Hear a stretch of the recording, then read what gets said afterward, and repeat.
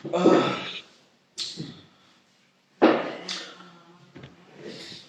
iya, tapi kita harus cari yang terbaik.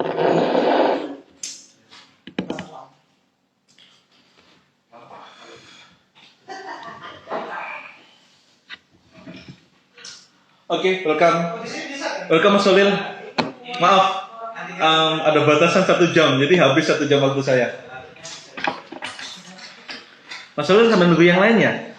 Mas Solil bentar, tadi Mas Solil tanya apa ya? Saya lupa. Masalah budaya kalau nggak salah tadi. Iya. Mas Solil, Mas Altof, tadi tolong yang bertanya tulis lagi, saya lupa. Mas Altof tadi bicara masalah universal hukum nggak ya? Mas Hamid, welcome.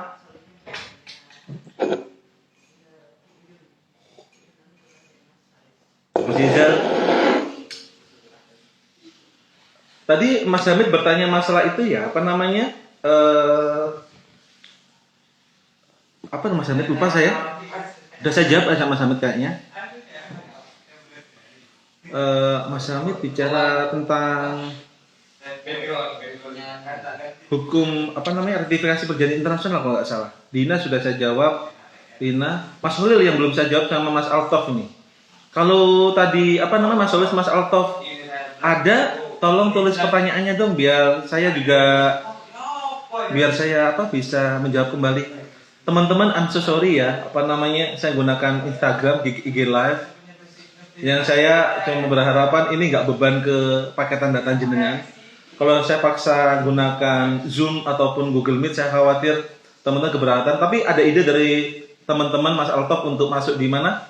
Masuk di Google Meet. Nanti saya siapkan untuk bisa bertatap muka langsung, bisa diskusi ya. Tapi berikan saya waktu sama 5 pertemuan untuk berbicara terlebih dahulu. 5 pertemuan, kemudian kita diskusi. Berikan saya waktu bentar.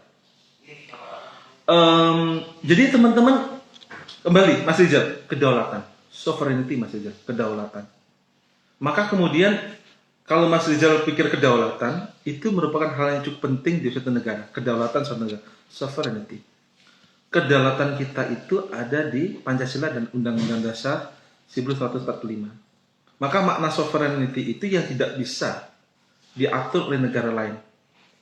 Kayak pemilu, kayak kemudian perusahaan Freeport, kita nggak boleh kalah.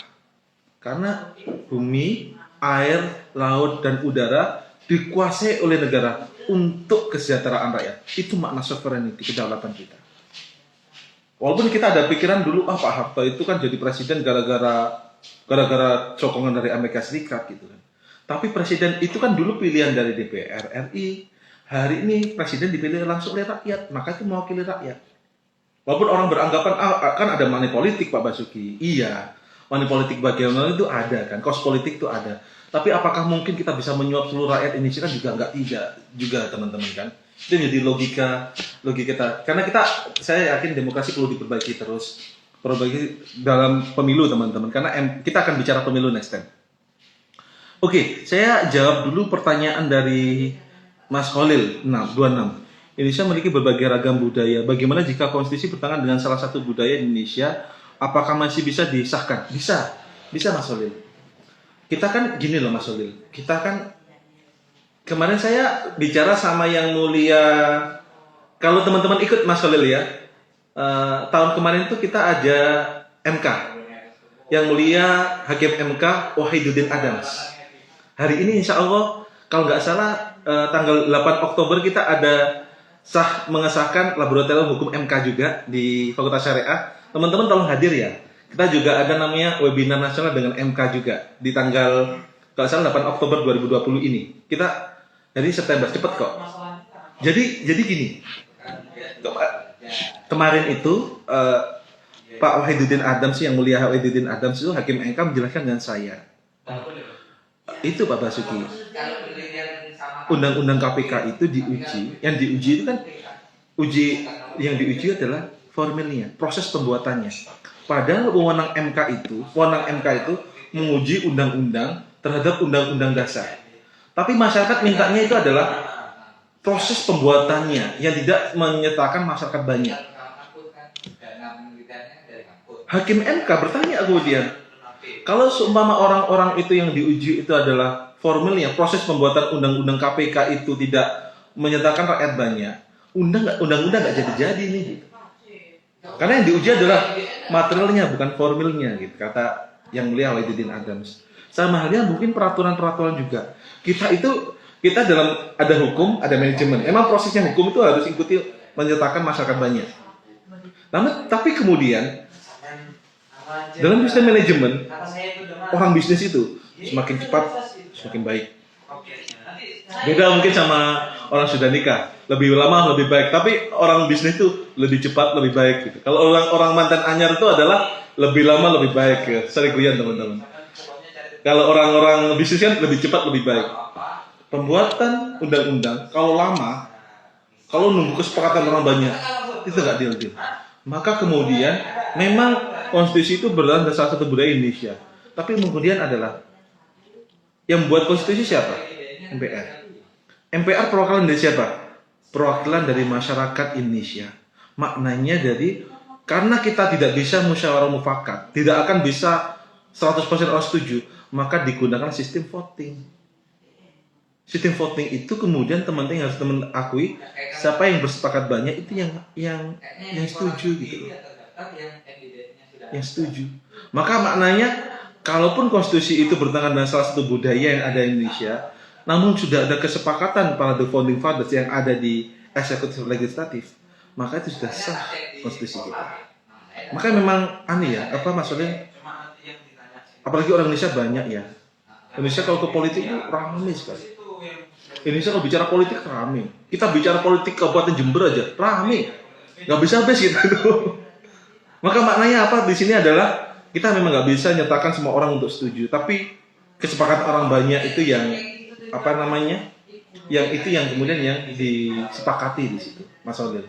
Nggak bisa kemudian ini suku Papua nggak disetarakan, tapi kan sudah ada perwakilannya.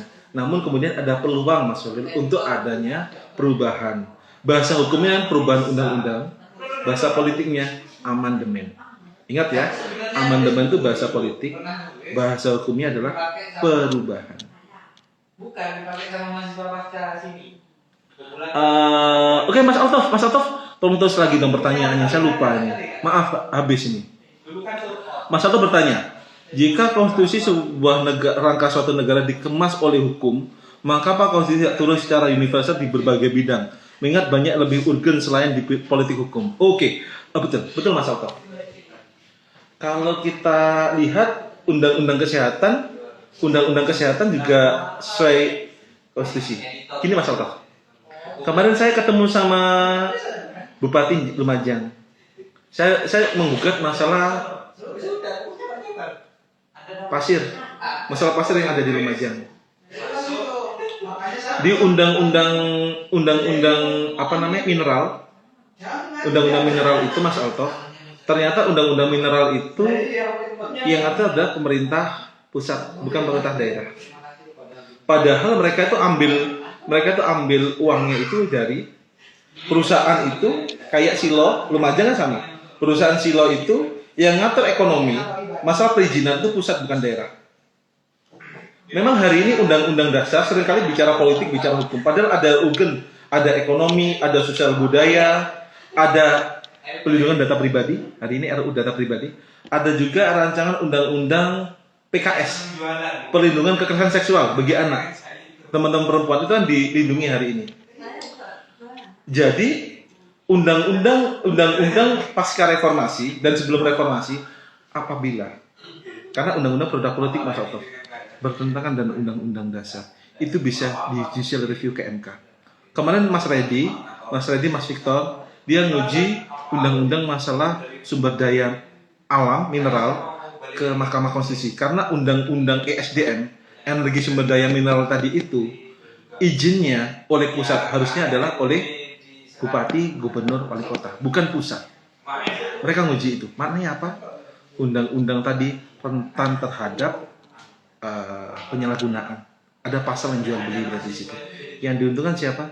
Pusat, pengusaha. Kenapa nggak ke izin daerah dulu? Padahal daerah yang ngelola itu. Padahal kita ada namanya undang-undang Pemda, desentralisasi dalam mata kuliah pemerintah daerah. Kenapa izin eksplorasi sumber daya mineral tadi harus ke pusat, tidak ke daerah? Itu hari ini masih diuji di Mahkamah Konstitusi. Maknanya apa? Banyak undang-undang yang masih Mas Altof yang belum melaksanakan sesuai dengan amanah konstitusi. Hari ini Mas Altof, saya masih uji tentang undang-undang desa. Undang-undang desa Mas Altof, teman-teman. Teman-teman tahu nggak? Teman-teman hari ini kalau teman-teman di desa, rumahnya di desa ya, rumah saya desa. Rumah saya melosok sekali. Di Lumajang, Tempeh itu rumah saya melosok. Jadi teman-teman itu hari ini tuh jadi kepala desa itu 1 juta nggak jadi, 2 M jadi kepala desa itu. Pilkades 2 M teman-teman, 2 miliar loh. Kalah di sana jadi DPRD. DPRD cuma berapa? 500-400 juta. Jadi kepala desa habis 2,5 M miliar. Apa yang dicari? Dana desa, dana ADD, sama apa teman-teman? Sama kemudian balik nama tanah kas desa. Maka banyak kepala desa hari ini tuh jadi OKB baru, orang kaya baru. Di pasal 37 Undang-Undang Nomor 6 Tahun 2014 tentang Desa, itu menerangkan tentang kepala desa itu bisa menjabat selama 6 tahun sama 1 periode dan 3 periode. Saya mikirkan tuh, ini undang-undang ini salah apa benar sih? Iya kalau pemerintahan itu desa menjadi bagus, tapi kalau yang jalankan pemerintahan desa nggak bagus, kan masyarakat selama 15 tahun lebih gitu loh, dikuasai oleh satu keluarga itu aja. Maka kemudian maksud saya Mas Altof di sini banyak undang-undang. Kan kita tahu, kita al civil law, apa yang dikatakan undang-undang betul. Mungkin Mas Altof dan kawan-kawan melihat ada undang-undang yang mungkin bertentangan dengan undang-undang dasar. Kan Mas Altof tulisannya ini adalah hashtagnya Mas Altof, reformasi sudah dikorupsi gitu kan.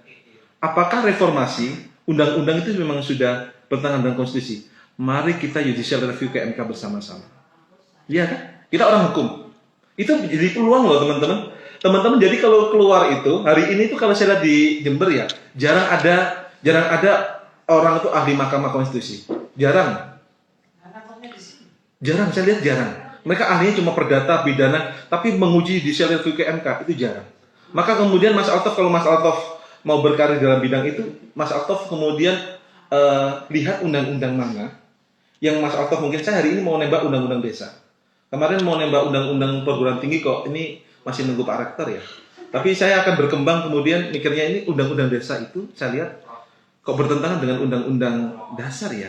Kenapa sih kok kepala desa bisa 3 kali periode teman-teman, tapi kemudian bupati, gubernur, wali kota, presiden cuma 2 periode. Kan diskriminasi nih. Ini masih saya kembangkan teman-teman. Kalau teman-teman punya masukan monggo, tapi ini masih saya pikirkan. Maknanya apa Mas Altof? Banyak undang-undang di bawah undang-undang dasar. Pasca reformasi atau sebelum reformasi itu kemudian yang mana bertentangan dengan undang-undang dasar Mahkamah Konstitusi. Dan itu peluang kita mahasiswa hukum tata negara untuk melaksanakan judicial review. Judicial review di situ. Sekali lagi, ada legislative review, ada executive review, terakhir judicial review. Menguji undang-undang ini. Teori perundang-undangan. Oke, ada pertanyaan lagi. Semua sesuai dengan ganjarannya Pak. Oh iya, Mas Altof kan sesuai dengan amal perbuatan Mas Altof. Sesuai amal perbuatan, betul itu. Maknanya teman-teman di sini dalam dalam konstitusi tadi itu masyarakat punya peluang untuk menguji itu secara hukum. Memang undang-undang produk politik, buatan dari politik. Namun masyarakat mempunyai peluang untuk menguji apakah undang-undang tadi, peraturan tadi, baik peraturan dalam hierarki ya, termasuk permen ya, peraturan menteri. Peraturan menteri pun apabila bertentangan dengan undang-undang bisa judicial review ke Mahkamah Agung. Walaupun sebenarnya masalahnya adalah mengapa sih kalau judicial review ke Mahkamah Konstitusi terbuka, kalau judicial review ke Mahkamah Agung itu tertutup. Saya mikirnya situ. Saya belum tahu. Waktu kemarin Mas Victor ngobrol-ngobrol sama hakim MA, alasan hakim MA tugasnya Mahkamah Agung terlalu banyak, maka perlu kamar lain untuk menguji judicial review ke Mahkamah Agung. Karena kita kayak andekan menguji pendapat pemakzulan bupati yang diuji ke Mahkamah Agung, pasti sidangnya tertutup, nggak terbuka. Kalau MK terbuka kan sidangnya. Hukum acara mengatakan tidak, itu hukum acara teman-teman. Saya nggak bisa jauh dari itu hukum acara Mahkamah Konstitusi. Nanti teman-teman tanya dosennya ya. Ini masih saya pelajari juga. Maka kemudian teman-teman kita sepakat pasal 1 ayat 3 Indonesia negara hukum. Maknanya, produk politik apapun, baik peraturan, konstitusi, di bawahnya, bertentangan dengan undang-undang dasar atau peraturan di bawah undang-undang, bertentangan dengan undang-undang, harus diuji melalui peradilan. Hukum bentuknya apa? Bentuk dan negara hukum adalah peraturan. Karena peraturan adalah, politik hukumnya adalah produk politik, legal policy, maka kemudian teman-teman, ada Mahkamah Agung, ada Mahkamah Konstitusi yang menguji pendapat politik tadi. Contoh, adanya pemakzulan hak menyatakan pendapat pemakzulan bupati kan diuji ke Mahkamah Agung. Mahkamah Agung itu sebagai bentuk adanya negara hukum. Kasusnya Gus Dur kan tidak pemakzulan tadi, kan langsung judge politik. Kasus Blogate kalau teman-teman pelajari, harusnya Gus Dur tidak langsung dimaksudkan, harus melalui proses pengadilan terlebih dahulu. Atau waktu itu harusnya, kan dulu MK belum ada ya, masih Mahkamah Agung. Harus melalui proses hukum terlebih dahulu, tidak proses politik. Kalau all by politik, wah susah Pak. Susah bos kalau kita bicara all politik itu, karena apa, winner take all, yang besar itu yang besar yang menang. Hari ini itu PDIP menguasai 6 lembaga negara, gila itu. Saya nggak tahu itu apa namanya di pilkada ini apakah partai PDIP banyak menang. Kan kita Surakarta kayak PDIP, Surabaya mungkin PDIP. Kan besar nih teman-teman. Tapi apakah kemudian semua harus politik? Kan tidak. Ada hukum yang ngatur itu semua. Karena kita bentuk negara hukum. Maka harapannya teman-teman hari ini belajar konstitusi. Siapa tahu teman-teman jadi orang besar suatu saat. Harapan kami, amin. Harapannya teman-teman bisa menjadi orang penting. Saya punya teman namanya William Sarana. Dia mahasiswa hukum FHUI Indonesia, Universitas Indonesia. Jadi anggota DPR hari ini. Mungkin Mas Altof mungkin anggota DPR di Kabupaten Jember. Saya kurang tahu juga. Ya doa mudah-mudahan aja. Itu teman-teman, Pak Izil Kirom amin gitu kan. Mas Izil Kirom mudah-mudahan juga sukses. Siapa tahu jadi kepala desa kan gitu kan. Namanya orang berdoa kita nggak ada yang tahu loh. Mbak Titin jadi bupati atau istri yang bupati ya kita tahu juga. Kita berdoa mudah-mudahan. Tapi adalah teman-teman hari ini semester 5 proses belajar. Jadi kalau stand up comedy itu melihatnya adalah kegelisahan. Saya itu waktu itu deketi perempuan lihatnya gini. Dalam proses ekonomi adalah every single problem is opportunity. Dalam konsep ekonomi adalah every single problem is opportunity. Jadi maknanya apabila ada cewek itu single, maka peluang kita untuk mendekati. Lihatnya masalah. Sama halnya kita Mas Hamid bicara tentang apa namanya konstitusi atau undang-undang. Jadi apabila ada masyarakat bermasalah atau masalah di masyarakat, lihat teman-teman bagaimana aturannya. Kasus tanah, karena hukum itu logika. Hukum itu logika. Apabila peraturan di masyarakat kasus tanah, kasus pidana, kasus tata negara, kalau dimasuk logika nggak nyambung, itu adalah peluang bagi kita untuk bisa mengatasi itu semua teman-teman. Hari ini saya masih ada kasus tanah ya belum selesai. Kemudian judicial review juga belum selesai.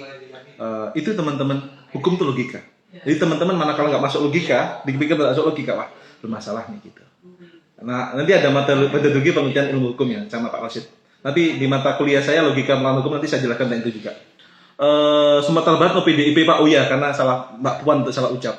Mbak Puan salah ucap ini. Mbak Puan kemarin tuh ngucapnya orang Sumatera Barat tidak Pancasilais. Wah, blunder itu. Maka orang politik hati-hati kalau bicara ya. Salah tafsir, salah dipelintir dikit sudah susah gitu. Saya sarankan bertobat terlebih dahulu sebelum mencalonkan diri. Saya kenal Mas Altof itu di waktu Mas Altof di gedung G, kemudian di ruang sidang MK itu. Saya baru kenal Mas Altof di situ. Itu teman-teman yang bisa saya terangkan mata kuliah konstitusi pada siang hari ini. Ada pertanyaan lagi? Any question? Ada pertanyaan dulu teman-teman. Mas Altof, Mas Rizal, makasih. Mbak Titin, makasih. Mas Hamid, pertanyaan menarik sekali. Makasih Mas Fadlil Kirom, Mas Kirom, makasih. Teman-teman yang hadir pada siang hari ini saya makasih dulu ya. Mbak Izatul, Mbak Dina pertanyaannya, Mbak Mida, Mbak Titin, Lutfia, makasih. Kalau ada pertanyaan saya tunggu silakan. Kalau ada pertanyaan. Izatul, Mas Khalil juga makasih. Mbak Silvia Naritwan, makasih sudah bertanya hadir pada siang hari ini. Ada pertanyaan lagi kan? Kalau nggak ada langsung bisa Kalau nggak ada teman-teman langsung kalau nggak ada pertanyaan teman-teman langsung chatting via grup WA ya atau langsung chatting ke saya melalui direct message. Saya belum sholat duhur. Ini baru meeting dengan Buka Prodi sama Pak Kalap, sama Pak Faris, sama Pak Abdul Tamam, Pak Izzatul. Terima kasih banyak Pak, makasih Mas Hamid. Kalau gitu saya dulu ya, saya sholat duhur dulu. Teman-teman makasih, kalau ada pertanyaan silakan langsung tulis di grup WA ataupun langsung chatting pribadi melalui saya dalam beberapa platform, bisa YouTube, bisa Instagram. Makasih sudah mendengarkan celoteh saya pada siang hari ini teman-teman, mohon maaf. Mari kita tutup dulu kuliah kita pada siang hari ini. Oh ya, jangan lupa ngisi absensi. Absensi saya setting dari jam 6 pagi sampai jam 6 sore. Kemudian diskusinya itu sampai hari Minggu, jawab diskusi. Saya setting satu minggu teman-teman untuk diskusi. Teman-teman tolong diisi menjawab lebih bagus, lebih banyak, lebih bagus dan pendapat pribadi. Nanti terakhir teman-teman nanti kita akan nilai konsepnya. Teman-teman tidak usah takut bertanya, takutnya saya juga salah dalam memberikan keterangan. Teman-teman langsung chatting pribadi kalau saya ada pendapat atau kurang berkenan, ataupun nanti kalau ada ide masalah diskusi, saya masih rank Google Meet ya Mas Altaf. Dan makasih atas kehadirannya teman-teman, sekali lagi mohon maaf. Mari kita tutup perkuliahan kita pada siang hari ini dengan Shalatul Asri satu kali. Bismillahirrahmanirrahim. Al-Asri innal insana lafi khusr. Thank you so much for your coming in my IG live streaming. I'm so sorry if I have mistake to all of you here. I'm so sorry. Assalamualaikum warahmatullahi wabarakatuh. Makasih Mas Rizal. I love you. Thank you.